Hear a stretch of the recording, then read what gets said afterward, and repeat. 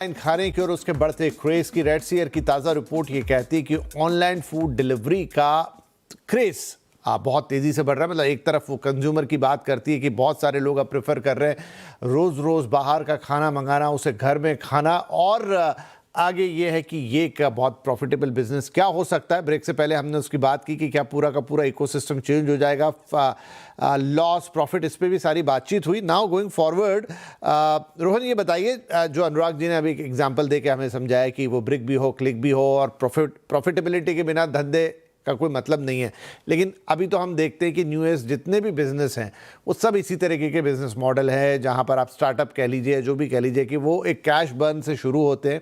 हाँ, उसमें से बहुत सारे रास्ते में रुक जाते हैं, कुछ एक बहुत बड़ी कंपनियों में तब्दील भी हो जाते हैं, लेकिन जो आपने शुरुआत में बताया कि दूसरे देश है जहां पर ये इस इकोसिस्टम का परसेंटेज बहुत ज़्यादा है, वहां पर ये कैसा चल रहा है? क्या वहां पर ये बिजनेस स्टैब्लिश हो चुके हैं या वो भी अभी स्ट्रगल कर रहे हैं? उनके भी नतीजे हमें जानने बाकी हैं कि किसी दिन जाके वो प्रॉफिटेबल होंगे। विपिन जी, ये हमने देखा है दूसरे देशों में कि काफ़ी सारे जो इंडिया में एक चीज़ जो हमने देखी है कि ब्रांड्स एक सर्टेन स्केल के ऊपर में काफ़ी लिमिटेड है। जैसा कि मैं अभी थोड़ी देर पहले बता रहा था कि 500 करोड़ के ऊपर के रेवेन्यू वाले जो ब्रांड्स हैं वो बहुत लिमिटेड है इंडिया में। लेकिन जब यही सेम चीज़ आप अगर चाइना में या यूएस या दूसरे मार्केट्स में देखेंगे, तो वहाँ पे काफ़ी स्केल्ड ब्रांड्स हैं।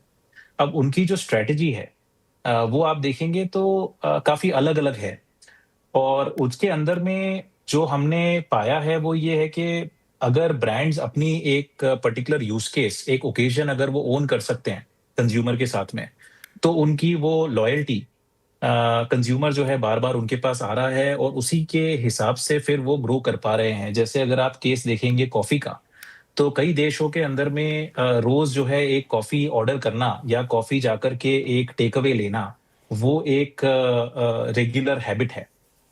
और उसी तरह से अगर आप देखेंगे कुछ दूसरे कैटेगरीज़ में भी, जैसे कि लंचेज़ हैं, तो जो टेक अवे बॉक्सेस होते हैं या फिर सैलेड मील्स होते हैं, उस तरह के जो आइटम्स हैं लंचेज़ के दौरान, वो सब भी काफ़ी रेगुलर बन चुके हैं। तो ये हमने देखा है कि दूसरे देशों के अंदर में जैसे-जैसे ये हैबिट बढ़ती चली जाती है, वैसे-वैसे जो ब्रांड्स इनको कैटर कर पा रहे हैं इन ओकेशंस को, उनको जो है धंधे में जो है उनको बिज़नेस के अंदर में वो ग्रोथ देखने को मिलती है। और रही बात ऑनलाइन चैनल की, तो ऑनलाइन चैनल का जो पेनिट्रेशन है, वो बाकी मार्केट्स में काफ़ी आगे है इंडिया के मुकाबले। लेकिन इंडिया के अंदर में एक जो चीज़ काफ़ी अलग है, वो ये है कि जैसे अगर आप देखेंगे हमारे यहाँ पे अभी अनुराग जी ने थोड़े टाइम पहले बताया वो एवरेज ऑर्डर वैल्यू के बारे में, यानी कि एक ऑर्डर का जो हम खर्चा देते हैं ऑनलाइन, वो लगभग अगर आप 400 साढ़े 400 रुपए का देखेंगे, तो वो काफ़ी कम है कंपेयर्ड टू अगर आप बड़े मार्केट्स में देखेंगे। क्योंकि वहाँ पर डिलीवरी कॉस्ट ज़्यादा होती है, और डिलीवरी कॉस्ट ज़्यादा होती है और वो सारी जो है कस्टमर से ली जाती है, तो इसकी वजह से, और वहाँ पे टिपिंग का कल्चर भी है। तो वहाँ पे जो ऑर्डर्स हैं वो थोड़े-से साइज़ेबल होते हैं। वहाँ पर आप सिर्फ़ एक कॉफ़ी आप अपने लिए जो है रोज़ ऑर्डर नहीं कर रहे हैं, एटलीस्ट अगर आप वेस्ट में देखेंगे तो। जबकि अगर आप कॉफ़ी का कल्चर है, आप देखेंगे ज़्यादातर टेक अवे वाला दिखेगा आपको। तो थोड़ा-सा इंडियन मार्केट उस हिसाब से अलग है, लेकिन ह हमें कुछ-कुछ वहाँ से भी जो समझ में आ रहा है वो यही आ रहा है कि ये मॉडल आगे स्केल के साथ में जो है चल सकता है। ऑफ कोर्स जो प्रॉफिट आपको रेस्टोरेंट से मिल रहा है, जो आपको एक्सपीरियंसेस से मिल रहा है, वो काफ़ी ज़्यादा है कंपेयर्ड टू क्लाउड किचन के। हाँ, नो डाउट, वो तो हम शुरू में ही एग्री कर गए, लेकिन मैं बात कर रहा हूँ बदलते प्रेफरेंसेस के, बदलती टेक्नोलॉजी के, बदलती जनरेशन के, बदलते आयामों के। तो अनुराग सर ये बताएं कि जैसे जैसे अब ये कल्चर बढ़ेगा, जैसे जैसे अब हो सकता है कि आने वाले वक्त में हम देखें कि वो डेली बेसिस पे ही ये खाने मंगाने वाला सिस्टम शुरू हो जाए टिल अ टाइम, क्या उस समय फिर इन बिजनेस की प्रॉफिटेबिलिटी आती हुई नहीं दिखेगी, या उसमें आपको नहीं लगता है कि ग्रोथ आएगी? दो तीन चीज़ें हैं विपिन जी इसमें। देखिए, आज जो सबसे बड़ा कंज्यूमर है ना ये डिजिटल डाइनिंग का, वो एक यूथ है, जो उसको जेन ज़ी बोलिए, जेन एक्स बोलिए, जो भी बोलिए उसको। ये यूथ क्या है, they are very value driven. इनको इस बात से फर्क नहीं पड़ता है कि क्वालिटी कितनी अच्छी कितनी बुरी है, शायद समझ की भी कमी हो। देखिए एक परिपक्व उम्र में कुछ चीज़ें समझ में नहीं आती हैं। एक चीज़ बहुत क्लियर है, कोई भी खाना जो बनने के 40 मिनट बाद आपके घर पे ऑन एन एवरेज पहुंचता है वो सेम नहीं हो सकता है, गर्म खाना है या ठंडा खाना है। तो इस वजह से कभी ना कभी जाके मुझे लगता है ये जो जनरेशन है इसको इसके जो नुकसान है वो धीरे धीरे समझ आएगा, पर अगला जनरेशन आएगा वो करेगा।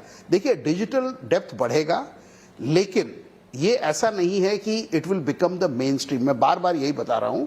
और इसमें मुनाफा करने में इट इज नॉट कि ये 50 बार ऑर्डर कर रहे हैं या 20 बार ऑर्डर कर रहे हैं।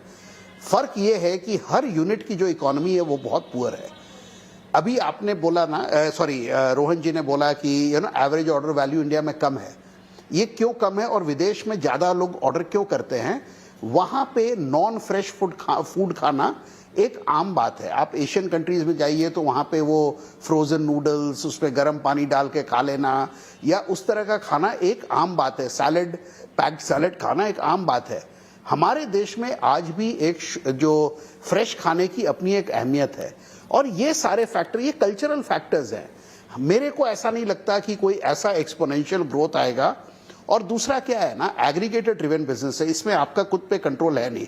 वो जो पूरा pipeline is controlled by aggregator, उनके टर्म्स चेंज होते रहते हैं। आपका यूनिट इकोनॉमिक्स अगर ठीक नहीं होगा तो चाहे आप जो मर्जी वॉल्यूम पे ले जाइए, चाहे आपका एओवी बढ़े ना बढ़े, एंड ऑफ द डे ये फिर आपको मुनाफे की तरफ नहीं ले जा सकता है।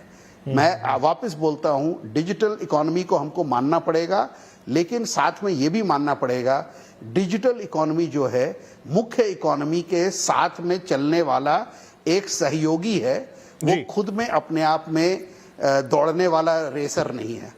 ठीक है, और इसके लिए थोड़ा और हमें इंतजार भी करना होगा कि आगे कैसे ट्रेंड, लेकिन अभी जो बातें हैं वो समझ में आ रही है। क्विक क्वेश्चन रोहन मैं आपसे ले लेता हूं, क्योंकि आपकी रिपोर्ट में उसका भी जिक्र था कि अभी जो हाई एंड टी कॉफ़ी बाजार में जाइए 700 साढ़े 700 रुपये की एक एवरेज कॉफ़ी आती है। जो हाई एंड टी है वो भी 100 सवा 100 200 रुपये। उसमें आपने जिक्र किया कि वो उसका जो वैसे तो मार्जिन होता है 60-70% धंधे का, लेकिन एबिटा निकलता है 6 से 7% के आसपास because of the high real estate cost और वो जो बाकी चीज़ें हैं।